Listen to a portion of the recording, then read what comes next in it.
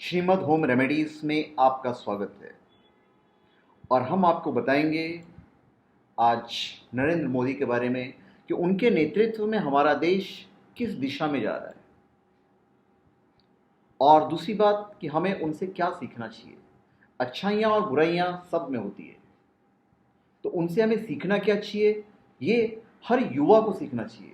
हमारे देश आज पूरे वर्ल्ड में आज सबसे ज़्यादा जो यंगस्टर्स हैं, जो सबसे ज़्यादा युवा हैं हमारे देश में, और उन सब युवा को हमारे प्राइम मिनिस्टर नरेंद्र मोदी जी से सीखना चाहिए। तो जब हम बात नरेंद्र मोदी जी की कर रहे हैं तो शुरुआत तो हम यही करेंगे कि उनका जन्म 17 सितंबर 1950 में हुआ है, और आज के वो सबसे चर्चित व्यक्ति हैं। नरेंद्र मोदी वाकई में एक लीडर हैं और उनके सामने सारी मुसीबतें कमज़ोर पड़ जाती है। हम कैश क्रंच पे भी आएंगे आज, और कैश क्रंच के बारे में जो अपनी थिंकिंग है हम उसके बारे में बताएंगे। डेमोक्रेसी है ये, तो मेरे अपने जो विचार हैं मैं उनके बारे में बात करूंगा। अभी हमारे प्रधानमंत्री जी का जो व्यक्तित्व है, जिसके कारण आज वो भारत के प्रधानमंत्री हैं और विश्व की निगाहें उन पर टिकी हुई है। नरेंद्र मोदी जी भारत के ज़्यादातर व्यक्तियों के आदर्श बन गए, और उनके व्यक्तित्व की खूबियों का परीक्षण करके भी हम अपने व्यक्तित्व को उत्तम बना सकते हैं, क्योंकि यह हमारा व्यक्तित्व एवं चरित्र ही होता है जो हमें सफल बनाता है। सबसे पहले आएंगे हम हार्ड वर्क पे। काफ़ी मेहनत करते हैं, 17-18 घंटे काम करते हैं वो आज की डेट में भी। तो उनकी सफलता का जो सबसे बड़ा कारण है वो है असाधारण भाषण कला। ये जो भाषण कला है हमारे युवाओं के पास होना चाहिए। भाषण इन द सेंस ये नहीं कि आप भाषण दिए जाओ, जो एक कॉन्फिडेंस लेवल होता है बात करते वक्त, वो हमारे युवाओं के पास होना चाहिए। प्रधानमंत्री जी का जो सबसे बड़ी और असाधारण बात है उनकी भाषण कला, और वे अपनी इस कला से श्रोताओं को मंत्रमुग्ध कर देते हैं। आप जब इंटरव्यू देने जाते हो तो आप में वही कला होनी चाहिए, चाहे वो जॉब के लिए जाए या किसी भी चीज़ के लिए जाए, तो वो कला आपके अंदर होना चाहिए। जब बात करें, जब इंटरव्यू दें, तो एक कॉन्फिडेंस लेवल जो है वो आपके पास होना चाहिए। विकास और अन्य मुद्दे पर जितनी स्पष्टता और प्रभावी तरीके से वे बात करते हैं उन्हें सीखना चाहिए। बिना किसी तैयारी के उनके आशु भाषण भी लोगों को प्रभावित करने की क्षमता रखता है। आज जब आप भाषण सुनते हैं किसी का, आज तक जितने भी प्रधानमंत्री का आपने भाषण सुना होगा, एक आध को छोड़ के हर आदमी लिखी हुई चीजें पढ़ के बोलता है। हमारे प्रधानमंत्री नरेंद्र मोदी जी आंखों में आंखें डालकर बात करते हैं। कुछ लिखा पढ़ी कुछ नहीं होता है। यह सीखना चाहिए हमारे युवाओं को। सेल्फ कॉन्फिडेंस, हो सकता है पॉइंट्स लिखे हुए हो, कभी कभी मैंने देखा है वो नीचे देखते हैं, पर आंखों में आंखें डाल के जो बात करने की जो शक्ति होती है उसे ही तो विल पावर कहते हैं। इसे ही तो विल पावर कहते हैं। यही हमारा सनातन धर्म है, विल पावर। जो अचीव किया उन्होंने, ऐसे अचीव नहीं हो जाता है। लोग त्राटक करते हैं, बहुत सारी विधियां करते हैं। त्राटक के बारे में हमने वीडियो भी डाला है। तो उनकी विशेषता यह है कि वे अपनी वाक शैली से किसी भी प्रकार के श्रोता वर्ग से अपना संबंध बना लेते हैं। यही कॉन्फिडेंस लेवल हमारे युवाओं को चाहिए। करिश्मा का जहाँ तक सवाल है, तो प्रधानमंत्री मोदी जी एक बड़ी खूबी है कि वे किसी विश्व स्तरीय नेता जैसा करिश्मा रखते हैं। उनका व्यक्तित्व मजबूत है, और देश के ज़्यादातर लोग ऐसे ही प्रधानमंत्री देखे हैं जो कि लोगों के सामने अदृश्य रहते हैं। देश के 35 वर्ष से कम आयु के युवाओं की नज़र में वे ऐसे मजबूत नेता हैं जिनके नेतृत्व में देश के विकास मार्ग पर आगे बढ़ सकता है। फिर त्वरित निर्णय क्षमता। मोदी जी की एक खूबी यह भी है कि वे तुरंत निर्णय लेने के लिए माने जाते हैं।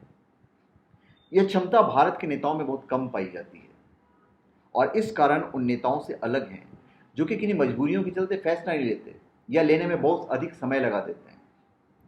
वे निर्णय लेने के बारे में नो नॉनसेंस अप्रोच रखते हैं, और इस निर्णय पर तुरंत क्रियान्वयन भी सुनिश्चित करना जानते हैं। आज हम पैसों की बात कर लें। एक रात में डिसीजन लिया, डिसीजन तो चलो पहले ले लिया होगा कि मेरे को इस तारीख को करना है, पर ये जो डिसीजन लिया है करेक्ट डिसीजन लिया है।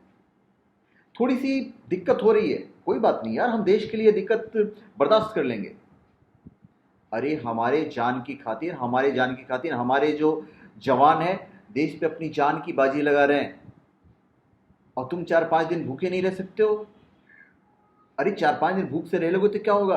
तुम्हारे पेट भरने के लिए हमारा जो जवान है वो देश पे अपनी जान की बाजी लगा रहा है, और तुम यहाँ पे एटीएम की लाइन में लगे हुए थक रहे हो कि हम थक जाते हैं, हमें कष्ट हो रहा है। अरे यार, मोदी जी क्या पैसे अपने घर में लेके जाएंगे? उनका तो आगे पीछे कोई है ही नहीं। उनके रिश्तेदार भी नौकरी करके अपना पेट पालन करते हैं, उनके पास कहाँ पैसा है? पैसा अगर रखेंगे भी तो क्या करेंगे, किसको देंगे? कौन सा बेटा है, कौन सी बेटी है? कोई नहीं है उनके पास, कोई आगे पीछे नहीं है। ले दे के है कौन? तो हमारा देश है, हम हैं और तुम हो। तो देश है और देशवासी है। आज हम देखते हैं 1000 वाले नोट, 500 वाले नोट जलाए जा रहे हैं, नोट फेंक रहे हैं। हमारे दोस्त खुद हमें फ़ोन करके बोलते हैं, यार एक 50,000 अपने अकाउंट में डाल दे यार। अरे तो ब्लैक मनी निकल रहा है ना। ठीक है, थोड़ी सी परेशानी हो रही है, आम आदमी को परेशानी हो रही है, और इसमें वित्त मंत्रालय को थोड़ा सा और ज़्यादा तैयारी कर लेनी चाहिए थी। गलती हुई है, फिर भी अगर ये गलती नहीं होती, अगर चलो हर चीज़ प्री प्लान होता है तो लोगों को पता भी तो चल जाता। तो अपने हिसाब से जो किया वो तो सही किया। फिर स्पष्ट दूरदृष्टि। मोदी जी का एक सकारात्मक गुण यह रहा है कि उनकी दूरदृष्टि या विजन बिल्कुल स्पष्ट होता है। उनकी इसी दूरदर्शिता और स्वप्न का नतीजा है कि उन्होंने गुजरात को विकसित करने के लिए तब विदेश यात्राएं की जब वे मुख्यमंत्री ही थे। अपने चुनावी भाषणों में उन्होंने लोगों में विश्वास जगाया कि भारत का आर्थिक विकास, भ्रष्टाचार मुक्त सरकार और दुनिया में अपना प्रभाव कायम करने की क्षमता विकसित की है। आज ये दूरदर्शिता है। अगर उन्होंने ब्लैक मनी को खत्म करने की सोची है तो ये दूरदर्शिता है। अभी थोड़ा सा लग रहा है कि यार बड़ा प्रॉब्लम हो रहा है, बड़ा प्रॉब्लम हो रहा है, हम लाइन में लग रहे हैं, हमें पैसे निकालने में दिक्कत हो रही है, हमें पैसे देने में दिक्कत हो रही है, पर इसका जो बेनिफिट होगा वो दूरदर्शी है, बहुत दूरदर्शी है।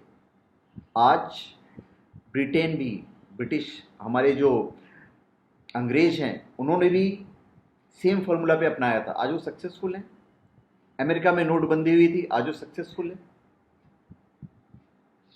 तो हम भी सक्सेसफुल होंगे। हमारा काम है हम सपोर्ट करें उन्हें। आज सबसे ज्यादा कौन चिल्ला रहा है? कहां के लोग चिल्ला रहे हैं? वहां के लोग चिल्ला रहे हैं, हमारे देश की राजधानी के लोग चिल्ला रहे हैं कि भाई यहां बड़ी दिक्कत है। अरे यार, देश की सबसे ज्यादा गाड़ियां वहां पे है, वहां भूखमरी है क्या? लोगों के पास पैसे की कमी है वहां पे? वो लोग चिल्ला रहे हैं। कौन चिल्ला रहा है? लोग गले में मफलर डालकर चिल्ला रहे हैं कि भाई तुमने गलत किया। अरे क्या गलत किया? तुम्हारे ही स्टेट के लोग सबसे ज़्यादा पैसे वाले हैं पूरे हिंदुस्तान में। ये बात अलग है कि टैक्स नहीं भरते हैं, कम भरते हैं। टैक्स सबसे ज़्यादा बॉम्बे भरता है। ये डाटा है। कहाँ के देश चिल्ला रहे हैं, कहाँ के स्टेट वाले चिल्ला रहे हैं? पूरब से आवाज़ आती है, हमारे देश की पूर्वी तरफ से आवाज़ आती है, जहाँ बेरोजगारी है, जहाँ एजुकेशन कम है। अरे अपने लोगों को एजुकेट करो, अपने स्टेट के लोगों को एजुकेट करो। केरल से तो आवाज़ नहीं आ रही है, 98% साक्षरता है वहाँ पे, वहाँ के लोग नहीं चिल्ला रहे क्योंकि वो समझते हैं। आवाज़ कहाँ से आ रही है? नॉर्थ की तरफ से आवाज़ आ रही है। क्यों? आप लोग सब जानते हैं क्यों आवाज़ आ रही है। अभी हम आते हैं उनके अगले कैरेक्टर पे। उनका जो आधार था एक मजबूत समर्थन था। वो समर्थन हमें भी हासिल करनी चाहिए जब हम अपने ऑफिस में काम करते हैं, अपने क्षेत्र में काम करते हैं। ये सीखना चाहिए उनसे। प्रधानमंत्री के साथ एक और खूबी यह है कि गुजरात के मुख्यमंत्री से लेकर राज्य के प्रधानमंत्री पद के दावेदार घोषित होने तक मोदी जी की अपनी ही पार्टी में स्पष्ट मास अपील थी। यही मास अपील हमारे युवाओं को चाहिए। अपने आप में वो मास अपील पैदा करनी चाहिए। उनकी पार्टी के अन्य नेता और कार्यकर्ता उनके समर्थन में खड़े रहे, और इसी तरह के समर्थन के बल पर उन्होंने पार्टी के दिग्गज नेताओं लाल कृष्ण जी, मुरली मनोहर जोशी जी, सुषमा स्वराज जी को पीछे छोड़ा और पार्टी की ओर से प्रधानमंत्री बनने की दावेदारी हासिल की। आज लाल कृष्ण आडवाणी जी को फक्र हो रहा होगा मोदी जी के ऊपर, मुरली मनोहर जोशी जी को फक्र हो रहा होगा मोदी जी के ऊपर, सुषमा स्वराज जी को भी फक्र हो रहा होगा कि अच्छा वो प्राइम मिनिस्टर नहीं बनी। क्योंकि जो करिश्मा है, जो पर्सनैलिटी है मोदी जी की, वो पर्सनैलिटी नहीं है कि कहीं अन्यत्र नहीं है। आप सारी पार्टियों को देखो ना, कोई भी पार्टी का जो मुख्य चेहरा है क्या आप उसे प्रधानमंत्री की तरह देख सकते हो? क्या वो उतना कैपेबल है कि अमेरिका के प्रेसिडेंट के साथ में, टोक्यो के प्रेसिडेंट या प्राइम मिनिस्टर के साथ में बैठकर बातें कर सके? मुझे नहीं लगता है। आपको लगता होगा, ये आपका अपना मत है, मुझे नहीं लगता, ये मेरा मत है। मैं पूरे देश में जितनी भी राजनीतिक पार्टियां हैं, अगर मैं नज़र उठा के देखूं, मैं एक एक को मतलब देखूं, तो मुझे नहीं लगता है कि हमारे देश में आज की तारीख में मोदी जी के अलावा कोई प्राइम मिनिस्टरशिप का जो व्यक्तित्व होता है, वो व्यक्तित्व किसी के पास है। ये मेरा अपना पर्सनल मत है। अरे यार, नेता हो के तुम एटीएम में लाइन लगाने चल गए, पब्लिक नहीं समझती है क्या कि तुम लाइन में क्यों लगे हो? मीडिया का कवरेज चाहिए। अरे यार, ये टुच्चापन छोड़ो, लाइन लगा दिए। अरे क्यों लाइन लगा दिए भाई? तुम्हारे पास 2,000 रुपये नहीं है? असंभव बात है कि 2,000 रुपये नहीं है तुम्हारे पास। मीडिया का कवरेज चाहिए। दूसरी बात जो हमें उनसे सीखनी चाहिए वो है अनुशासित जीवन। देश के 15वें प्रधानमंत्री ने हमेशा एक अनुशासित जीवन जिया है। राष्ट्रीय स्वयंसेवक संघ में एक बाल स्वयंसेवक बनने से लेकर प्रधानमंत्री बनने तक उनका जीवन अनुशासित रहा है। यह बात बताती है, जो दृढ़ निश्चय से एक 8 वर्षीय बालक के तौर पर रखते थे, वही दृढ़ निश्चय और अनुशासन उनमें 64 वर्षीय प्रधानमंत्री के रूप में मौजूद है। हमें उनसे यह सीखना चाहिए, अनुशासित जीवन, डिसिप्लिन्ड लाइफ। फिर एक असाधारण योजनाकार है। यह उनकी ऐसी खूबी है जो कि उन्हें उन लोगों में शामिल करती है जो कि बहुत अच्छी और कुशलता से बड़ी बड़ी योजनाओं को बनाते हैं। आप उनकी लाइफ हिस्ट्री उठा के देखो ना, चाय बेचने से लेकर एक बच्चे से लेकर आज तक वो हमेशा तरक्की के ग्राफ में गए हैं, क्योंकि ये उनकी योजना है। उन्हें अपने गुजरात के लिए अच्छा काम किया। एक टाइम पे उसका जो ग्रोथ रेट था सबसे ज़्यादा था, सबसे ज़्यादा टैक्स वहाँ से आ रहा था। आज वो प्राइम मिनिस्टर है और अगले 5-10 साल और रहेंगे। और इसका उदाहरण उनके चुनाव प्रचार से मिलता है। उनकी जो असाधारण योजना शैली है, इसका उदाहरण उनके चुनाव प्रचार से आप देख लो। मोदी जी ने 3.5 लाख किलोमीटर से ज़्यादा की यात्राएं की है और इस दौरान 400 रैलियों को संबोधित किया है। असंभव चीज़ है, किसी भी प्राइम मिनिस्टर ने इतनी सारी रैलियां नहीं की है इतने कम टाइम में। वे ऐसे क्षेत्र में गए जहां पर आमतौर पर लोग जाना पसंद नहीं करते हैं, लेकिन उनकी कुशल योजनाओं के बल पर ही वे बेहतर परिणाम हासिल कर सके और रिजल्ट सामने है। तकनीक के प्रति उनका रुझान है। हमारे मोदी जी एक टेक सेवी व्यक्ति हैं और वे खुद को तकनीक के क्षेत्र में होने वाले परिवर्तनों से अपडेट रखते हैं। अपने जीवन में घटनाओं के बारे में तुरंत ही ट्वीट पोस्ट करते हैं। वे इस बात का भी ध्यान रखते हैं कि उनकी फेसबुक तस्वीर बदली गई है या नहीं। उनसे हम सीख सकते हैं कि तकनीकी के प्रति रुझान क्या होता है और इसे कैसे लाभ उठाया जा सकता है। उसके बाद फिटनेस के प्रति सतर्कता। भाई, अगर हम सनातन धर्म की बात करें तो मोदी जी उसको फॉलो करते हैं, बिल्कुल फॉलो करते हैं। हमारे सनातन धर्म में योग का बहुत बड़ा योगदान है। मोदी जी योग करते हैं, पूरी दुनिया से योग करवा रहे हैं। मोदी जी योग के बहुत बड़े अनुगामी हैं और वे इसे करना भी नहीं भूलते हैं। भले ही कितने व्यस्त हों, लेकिन उनके योगाभ्यास में कभी बाधा नहीं आती है। शायद इसी कारण से वे इस उम्र में भी इतने सक्रिय और फिट हैं। आप भी मानो, हमारे युवाओं के लिए संदेश है, योग करो। ओशो से लेकर बाबा रामदेव से लेकर हमारे जो ऋषि मुनि पुराने वाले थे, सब योग करते थे। फिर उत्साह से भरा जीवन।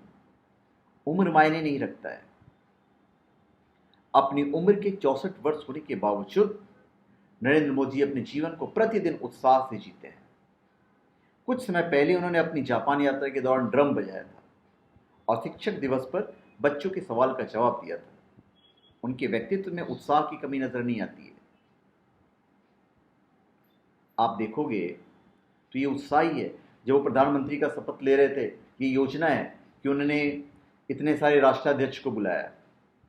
आज जब वो जापान जाके न्यूक्लियर डील पे साइन करके आते हैं तो चाइना को भी सपोर्ट करना पड़ता है कि हिंदुस्तान जो कर रहा है अपनी उन्नति के लिए सही कर रहा है।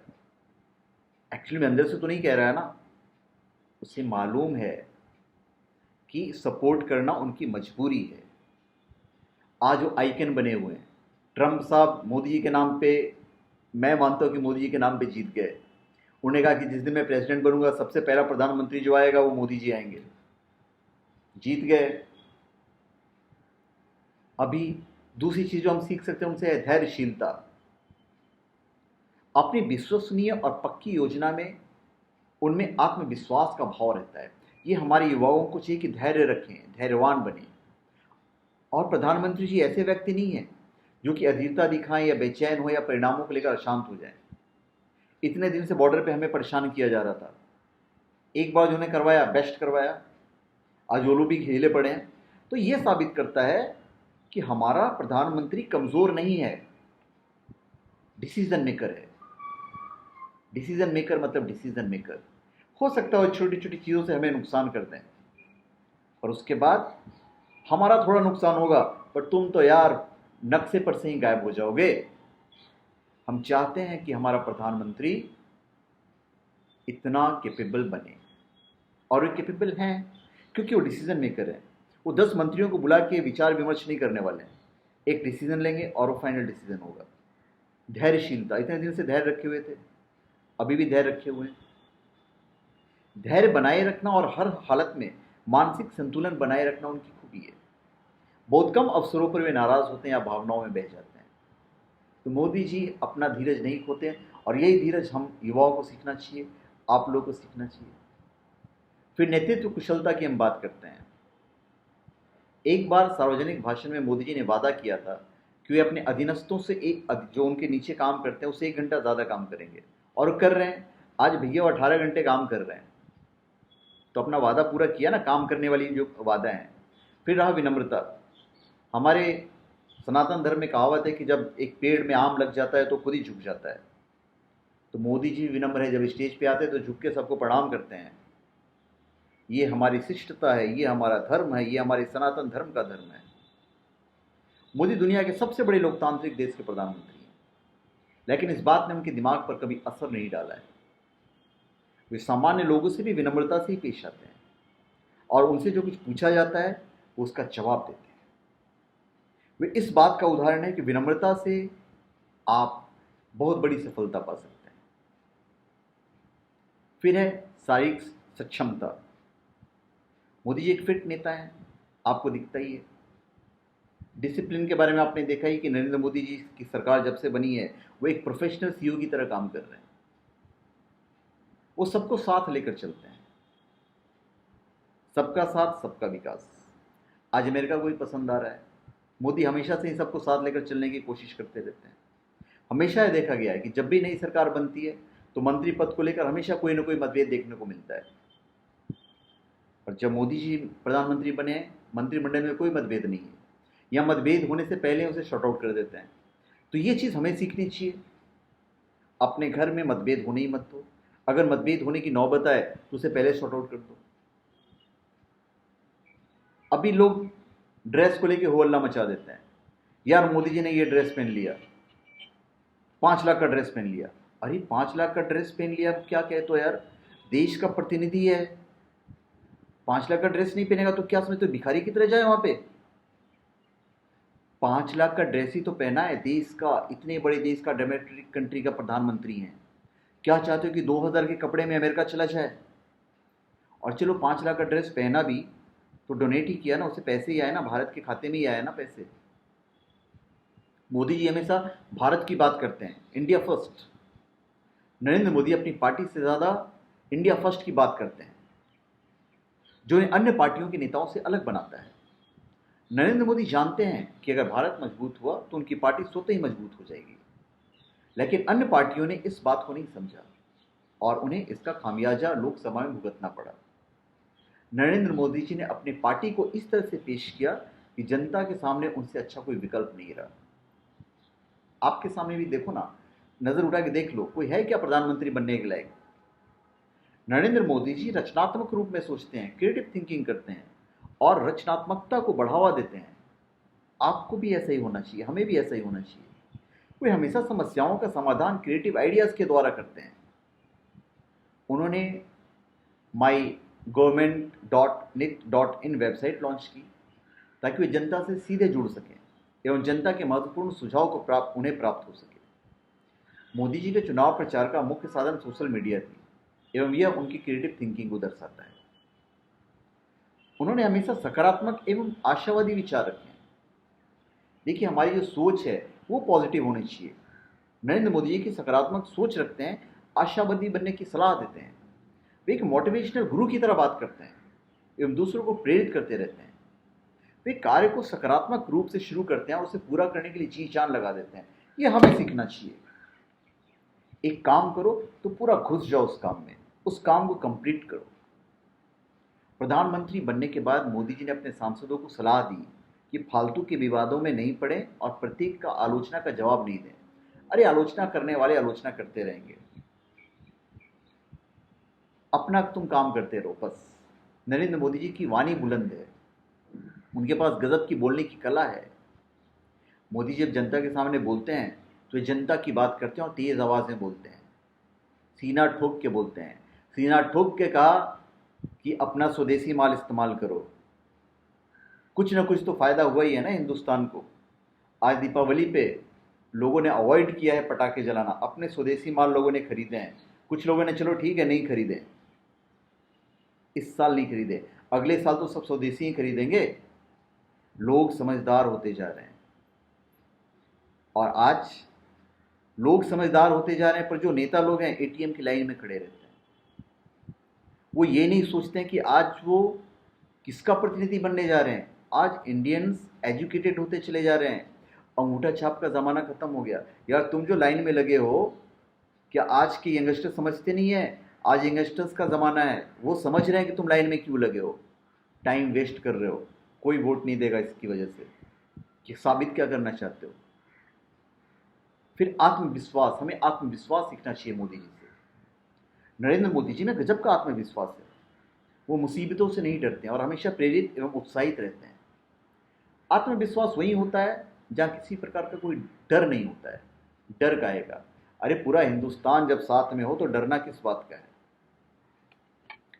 अभी आप देखेंगे कि जो कैश शॉर्टेज चल रहा है, इसमें मैं यही कहूँगा कि थोड़ी सी मोदी जी ने अगर तैयारी कर ली होती तो शायद ये वक्त नहीं देखना पड़ता। आज कोई देश का पहला ऐसा प्रधानमंत्री है जिसके शासनकाल में कोई सर्जिकल स्ट्राइक हो जाता है। तो भाई, जब उन्होंने भाषण में कहा कि ये 56 इंच का सीना है, तो 56 इंच का ही सीना साबित तो किया ही ना। लोग भले ही वाद विवाद करें, अपवाद ये करें कि चलो ये प्लान्ड था, ये था, वो था, पर जो हो गया वो हो गया। उनके लिए हमेशा देश पहले रहा है और हमेशा रहेगा। इसलिए मैं ऐसे प्रधानमंत्री को सैल्यूट करता हूँ। और साथ में मैं ये भी कहूँगा कि भैया, उन्होंने जितने वादे किए थे उनकी अपनी उपलब्धियाँ भी हैं। जो भी उपलब्धियाँ हैं या चुनौतियाँ हैं, उपलब्धियाँ भी मैं बता देता हूँ। उन्होंने धन योजना के तहत 15 करोड़ से अधिक बैंक खाते खुले, जीवन बीमा और पेंशन वाले 10 करोड़ से अधिक रुपए डेबिट कार्ड जारी किए। कॉर्पोरेट सेक्टर ने मोदी के अच्छे भारत अभिमान को अपनाया है। आज स्वच्छ भारत है। आज यंगस्टर्स को देखो, कचरा फेंकने में शर्माते हैं, पहले इधर उधर देखते हैं कि कोई देख तो नहीं रहा है, फेंक देते हैं, अलग चीज़ है, पर ज़्यादातर लोग कचरे के डब्बे में फेंकते हैं। क्यों? ये स्वच्छता अभियान जो है नरेंद्र मोदी जी ने चलाया। किसी और ने क्यों नहीं सोचा? कोई और भी तो सोच सकता था, नहीं सोचा ना। आज हमारे युवा पूरे एक्टिव रहते हैं, कहीं गंदगी नहीं करते हैं। रसोई गैस में नगद सब्सिडी हस्तांतरण योजना किया। आज सब्सिडी के पैसे तो आ ही रहे हैं ना, उस टाइम पे लोगों ने उंगलियां उठाई थी, आ रहे हैं।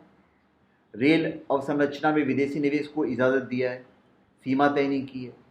रक्षा में विदेशी निवेश सीमा बढ़ाकर 49% कर दी है। टेक्नोलॉजी ट्रांसफर मामले में सीमा 74% कर दी है। रक्षा खरीद में तेजी आई है। 36 राफेल लड़ाकू विमान की खरीदारी हो रही है। आज राफेल विमान का कोई तोड़ नहीं है पूरे वर्ल्ड में, हम खरीद रहे हैं। बीमा और पेंशन में विदेशी निवेश की सीमा बढ़कर 49% कर दी गई है। कोष जुटाने के लिए बैंकों को आईपीओ, एफपीओ लाने की इजाज़त है। शर्त की सरकारी हिस्सेदारी 52% या उससे अधिक रहे। टैक्स लाभ के लिए रियल एस्टेट एवं अवसंरचना निवेश ट्रस्ट की इजाज़त दी है। 100 स्मार्ट शहर परियोजना को मंत्रिमंडल की मंजूरी मिली है और शहर बनने चालू हो गए हैं जो स्मार्ट शहर हैं। रेलवे में 5 साल में $130 अरब खर्च की प्रस्तावित है। आज बुलेट ट्रेन में हम घूमने वाले हैं, आने वाले 2-3 साल में हम शायद बुलेट ट्रेन में घूम रहे होंगे। जीएसटी व्यवस्था लागू करने की दिशा में ठोस पहल की है उन्होंने। अगर वो लागू हो गया तो बहुत फ़ायदे होंगे। कोयला ब्लॉक नीलामी के 2 चक्र सफलतापूर्वक पूरे हुए। नए विधेयक पारित होने के साथ खनन क्षेत्र में जारी गतिरोध दूर हुए हैं। दूरसंचार स्पेक्ट्रम के लिए नीलामी पूरी हुई है। Make in India, digital Bharat और कौशल भारत पहल शुरू हुई है। आज पूरा देश हमको योग का फॉलो कर रहा है। अरे पहला प्रधानमंत्री है पूरे वर्ल्ड का यार, जिसने योग शुरू किया तो पूरा देश योग कर रहा है, पूरा देश उसको फॉलो कर रहा है। मुख्य ध्यान रक्षा और इलेक्ट्रॉनिक्स पर उनके गए हुए हैं। मुद्रा बैंक 20,000 करोड़ रुपए कोष के साथ शुरू हुआ है। ये छोटे उद्यमियों को 50,000 रुपये से 10 लाख रुपए तक का लोन देगा। कुछ लोग लोन उठा भी रहे हैं। सरकारी कंपनियों का विनिवेश शुरू हुआ है। औरतों को बहुत सारी फैसिलिटीज़ दी है। इस्पात, कोयला, बिजली परियोजना की मंजूरी के लिए एकल खिड़की मतलब सिंगल विंडो प्रणाली चालू की है। कृषि उत्पादों में महंगाई नियंत्रित रखने के लिए कीमत स्थिरीकरण कोष स्थापित किए हैं। कुल उत्पादों का भंडारण बढ़ाने के लिए 5,000 करोड़ रुपए के साथ भंडारण अवसंरचना कोष गठित किया है। विदेशी कोषों की आय से संबंधित कर पर स्पष्टता दी है, जिनके कोष प्रबंधक भारत में रहते हों। न्यूनतम वैकल्पिक कर जो MAT है, उस पर विधि आयोग की अध्यक्ष की अध्यक्षता में समिति गठित किया है।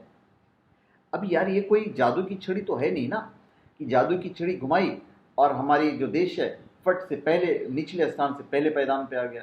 अरे वक्त लगता है, 70 साल हो गए हमारी आज़ादी को। तो जो भी चीज़ें थी पिछला, पहले तो पेंडिंग वर्क को पूरा कर रहे हैं। जो कांग्रेस ने जो चीज़ें पेंडिंग छोड़ी थी, उन्हें कभी नहीं कहा कि मैं नई नई चीज़ें करना शुरू कर दूंगा। जो पेंडिंग अच्छी चीज़ें थी वो मोदी जी आगे बढ़ा के लेके आ रहे हैं, पहले वो काम को पूरा कर रहे हैं। बाकी उनके अपने दिमाग में जो चीज़ें हो तो कर ही रहे हैं। तो अगर मैंने ज़्यादा नहीं बोला है तो मैं सबको माफ़ी मांगूंगा अगर मैं कुछ ज़्यादा बोल दिया है तो धन्यवाद। आप हमारे चैनल पे सब्सक्राइब करें और अपने कमेंट दीजिए। धन्यवाद।